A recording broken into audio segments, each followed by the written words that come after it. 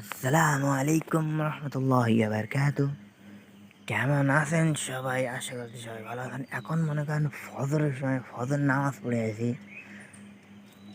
তো এখনকার আবহাওয়া মনে করেন একদম ফ্রেশ, ঠান্ডা এবং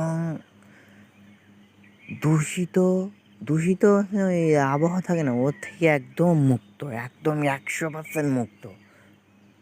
কারণ এই আবহাওয়ায় কোনো কাফের মুশরিকদের নিঃশ্বাস মেলে না।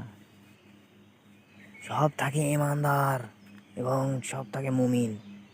কারণ ফজরের সময় কাফের মুশরিকরা উঠতে পারে না। তাই আপনারাও কি এরকম অবস্থায় আছেন যে ফজরের সময় উঠতে পারেন?